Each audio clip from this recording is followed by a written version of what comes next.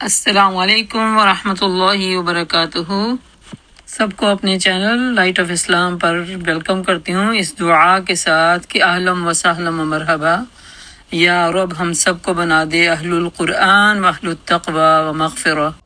ثواب جاریہ کے نیک کاموں کو سپورٹ کرنے کے لیے دیر نہیں کرنی چاہیے، اور ہم دیکھ رہے ہیں کہ 50% ویورز جو ہیں ابھی تک انہوں نے سبسکرائب نہیں کیا، تو کائنڈلی سبسکرائب، شیئر، لائک کر کے اللہ تعالیٰ کے اس پیغام کو ہر گھر اور ہر دل تک پہنچانے کے لیے مددگار بنیے۔ نحمدہ ونصلی علی رسولہ الکریم، اما بعد، فاعوذ باللہ من الشیطان الرجیم، بسم اللہ الرحمن الرحیم، رب اشرح لی صدری ویسر لی امری واحلل عقدۃ من لسانی یفقہوا قولی، رب زدنی علما، اللہم فقہنا فی الدین وعلمنا تأویل، رب یسر ولا تعسر وتمم بالخیر، یا مقلب القلوب ثبت قلوبنا علی دینک، یا مصرف القلوب صرف قلوبنا علی طاعتک، اللہم احسن عاقبتنا فی الامور کلها واجرنا من خزي الدنیا وعذاب الآخرہ، آمین ثم آمین یا رب العالمین۔ سورۃ النساء آیا نمبر 97۔ اعوذ باللہ من الشیطان الرجیم، بسم اللہ الرحمن الرحیم، ان الذین توفاهم الملائکۃ ظالمی انفسهم قالوا فيما كنتم قالوا كنا مستضعفين في الأرض قالوا ألم تكن أرض الله واسعة فتهاجروا فيها فأولئك مأواهم جهنم وساءت مصيرا۔ ان الذین توفاهم الملائکۃ ظالمی انفسهم قالوا فیما کنتم، جو لوگ اپنے نفس پر ظلم کر رہے تھے۔ کیسے ظلم پر نفس کرتا ہے انسان؟ اپنے رب کا بندہ نہیں بنا کے دیتا، اپنے آپ کو دنیا کی سہولتوں کے ساتھ رکھتا ہے، آخرت کے لیے جو محنتیں کرنی پڑتی ہے اس کی طرف نہیں لگاتا، آخرت کے لیے کمائیاں جو کرنی پڑتی ہیں دین کی سمجھ کے ساتھ اپنے آپ کو اس پہ قربان نہیں کرتا، جو نفس چاہتا ہے اس کے پیچھے لگا رہتا ہے۔ تو ایسوں کے پاس جب روح قبض کرنے والے فرشتے آئیں گے تو ان کو چھنٹے مار مار کے پوچھ رہے ہوں گے، کیا تمہارے پاس کوئی ڈرانے والا نہیں آیا تھا؟ تو وہ آگے سے کیا جواب دیں گے کہ تم کس حال میں مبتلا تھے؟ تو وہ کہیں گے کہ ہمیں زمین میں کمزور تھے، آپ کو نہیں پتا، ہمارے جن کی حکومتیں تھی وہ تو کافروں کی حکومت تھی، ہمیں تو یہ کام ہم کرتے تو ہم تو پھنس جاتے ادھر، یہ تھا وہ تھا۔ جو نہ کرنے والوں کے پاس 100 بہانے ہوتے ہیں، اور ان اسی ماحول میں کرنے والے 100 طرح کے درجے بھی پا رہے ہوتے ہیں۔ سبحان اللہ۔ تو فرشتے کیا جواب دیں گے؟ قالوا الم تکن ارض اللہ واسعہ، فرشتوں نے کہا کیا اللہ کی زمین وسیع نہ تھی؟ کس نے مجبور کیا تھا کہ ادھر بیٹھ کے اپنے آپ کو خوار کرو، اپنے آپ پہ ظلم ڈھاؤ، ہجرت کر جاتے، مائگریٹ ہو جاتے۔ اس سے پتہ چلتا جہاں پہ ایمان پہ سنبھالنا، دین کے کاموں پہ عمل کرنا مشکل ہو، وہ جگہ ہستی چھوڑ دینی چاہیے، وہ جگہ، وہ سطح، وہ زمین، وہ سب خیر بات کہہ دینی چاہیے، کیونکہ ایمان سب سے زیادہ محبوب ہونا چاہیے۔ لیکن الحمدللہ اللہ کا احسان، شکر کرے جتنا بھی ہم کریں، تھک بھی جائیں تو شکر ادا نہیں ہوتا کہ جس جگہ پہ ہم رہ رہے ہیں اللہ تعالیٰ نے پوری سہولت کے ساتھ ہمیں ایمان کی حفاظت کی ذمہ داری ہم پہ ڈالی ہے، وہ ہم بھی خیانت کرے تو کرے، کوئی ہمارا ایمان چھیننے والا نہیں ہے۔ صحابہ کرام کے تو ایمان چھیننے کے لیے لوگ مسلط ہو جاتے تھے ان پہ۔ دیکھا نہیں بلال رضی اللہ کے ساتھ کیا ہوا تھا، اور باقی عمار بن یاسر کی فیملی کو کیسے ختم کیا گیا ایک ایمان کی قیمت کے لیے۔ تو ہمارے پاس تو ایسا نہیں ہے، تو اس کا شکر ہے کہ اللہ تعالیٰ نے ہمیں زمین وسیع دیا ہے۔ اس کے اوپر عذر رکھیں گے کہ ملک کیسا تھا، لوگ کیسے تھے، ایک گھر بنانا سود پہ حلال تھا، حجاب لینے میں اتنی تنگی تھی، لوگ دیکھ رہے تھے، سارا ماحول دوسرا تھا، یہ تو پھر کہاں سے جواز آتے ہیں؟ یہ تو اندر کا چور ہے نا۔ ان کی طرف سے تو کوئی پابندی نہیں تھی کہ ہم اسکارف لیں، نمازیں پڑھیں، اپنے ایمان کی حفاظت رکھیں۔ وہ تو اللہ کا شکر ہے، اللہ کبھی نہ ایسا مسلط کرے فتنہ ہم پہ کہ ہمیں اپنی عبادتوں سے جانا ہاتھ دھونا پڑے، لیکن اس کے باوجود اللہ کا حکم ہے کہ پھر زمین وسیع ہے، نکلو پھر ادھر سے۔ فاولئک مأواہم جہنم، جو ایسا جانتے بوجھتے غلط کاریوں میں پڑے رہتے ہیں تو ان کے لیے بھی جہنم کا عذاب ہے، وساعت مصیرہ، اور وہ وہاں ہمیشہ رہیں گے۔ بڑی ہجرت تو اس وقت ہم پہ فرض نہیں رہی، اس وقت فرض تھی۔ اسلام میں ایمان کا وہ ایک رکن تھا، ایمان کو شو کرنے کا ایک ذریعہ تھا، سچے مومن ہونے کو دکھانے کا ایک ذریعہ تھا کہ آپ مائگریٹ ہو جائیں، لیکن اب تو نہیں ہے۔ اب کیا ہجرت ہے؟ اللہ کے نبی نے فرمایا برائی کو چھوڑ دینا ہجرت ہے، برائی والی جگہوں کو چھوڑ دینا ہجرت ہے، برائی والے دوستوں کو چھوڑ دینا ہجرت ہے۔ تو اب یہ ہجرتیں تو ہیں ہمارے پاس، اپنا ماحول بدل لینا یہ ہجرت ہے۔ کل تک جس ماحول میں رہ کے آپ اللہ کے کام کرنے میں آسانی نہیں فیل کرتے تھے، اس کو بدل دیں، نیک لوگوں کے ماحول میں چلے جائیں، یہ ہجرت ہے۔ اور پھر نیکی پہ جم جائیں، کام جائیں، یہ ہجرت ہے۔ مگر مستثنا کون لوگ ہوں گے؟ الا المستضعفین من الرجال والنساء والولدان لا يستطيعون حیلة ولا يهتدون سبیلا۔ اس سے وہی بچائے جائیں گے جو مرد ہیں، جو کمزور مرد ہیں، یعنی عورتیں اور بچے واقعی بے بس ہیں، یعنی کوئی بوڑھے مرد ہیں، کوئی نابینا مرد ہیں، جوان بھی ہیں لیکن نابینا ہیں، یا بہرے ہیں، سن نہیں سکتے، ہے نا، وہ مستثنا ہے۔ وہ اگر نہیں نکلتے ان پہ کوئی گناہ نہیں ہے، اور کوئی راستہ بھی نہیں نکلنے کا پاتے، اللہ انہیں معاف کر دے گا، اللہ بڑا ہی معاف کرنے والا، درگزر کرنے والا ہے۔ مگر من یہاجر فی سبیل اللہ یجد فی الارض مراغما، جو اللہ کی راہ میں ہجرت کرے گا وہ زمین میں پناہ لینے کے لیے بہت جگہ اور بسر اوقات کے لیے بڑی گنجائش پائے گا۔ سبحان اللہ، بہت خوبصورت دلیل ہے۔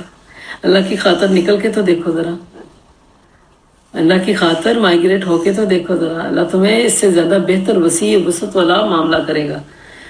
جو بھی اللہ کی رات میں ہجرت کرے گا وہ زمین میں پناہ لینے کے لیے بہت جگہ اور بسر اوقات کے لیے بڑی گنجائش پائے گا۔ اور جو اپنے گھر سے اللہ اور اللہ کے رسول کی طرف ہجرت کے لیے نکلے، وہی راستے میں اسے، اور اسی راستے میں اگر اسے موت آ جائے تو اس کا اجر اللہ کے ذمے میں چلا گیا، یعنی واجب ہو گیا اللہ کے لیے۔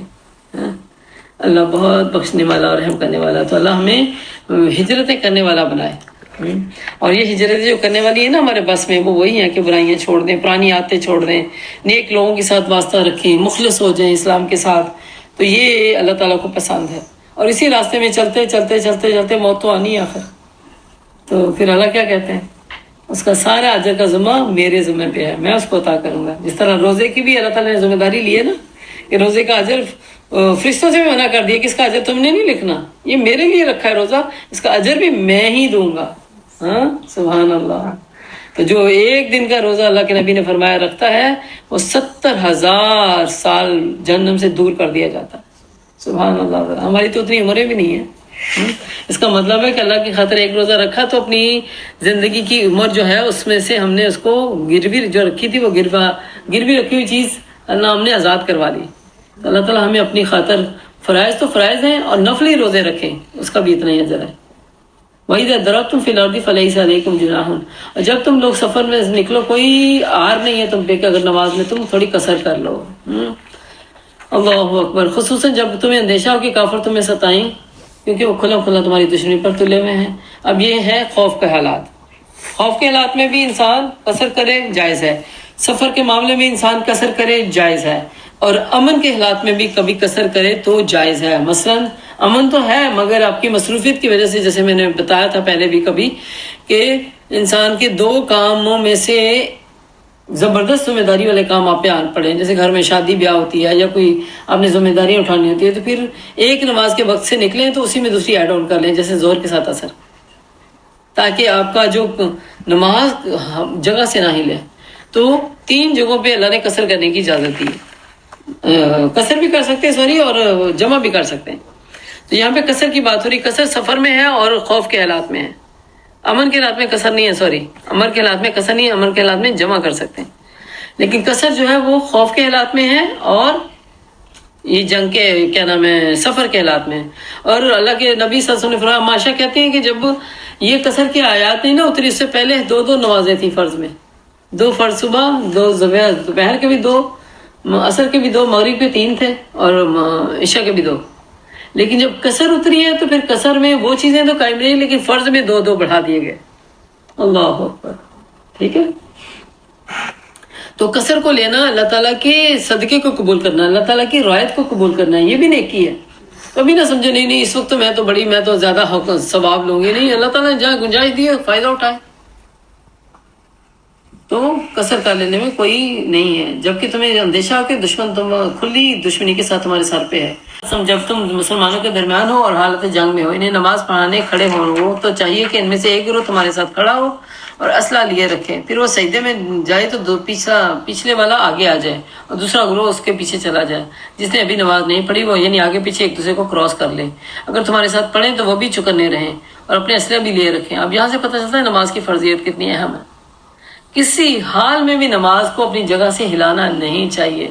اب حالات دیکھو کیسے ہیں، اور رکعتیں بھی ایک صف پہلے پڑھ رہی رکعت اور وہ صف پیچھے جا رہی ہے، پچھلی صف آگے آ رہی ہے، اب وہ دوسری رکعت پڑھ رہی ہے، اب مل کے دونوں کی رکعتیں کاؤنٹ ہو رہی ہیں، اور پچھلا جو ہے وہ نماز سے نکل چکا ہے، وہ اب چکنا ہے، دیکھ رہا ہے وہ دشمن کا حملہ نہ ہو جائے، اور جس نے جو پہلے پڑھ رہے تھے اس کے بعد پچھلے تھے وہ پہلے چکنے تھے۔ تو اس سے دیکھیں، اور قصر نماز دو نماز تھی، دو نماز یعنی دو رکعت تھی، دو رکعتوں میں دونوں کی دونوں ادا ہو گئی، لیکن جب امن میں جاؤ تو پھر کہا کہ اس کو پورا کر کے پڑھ لو،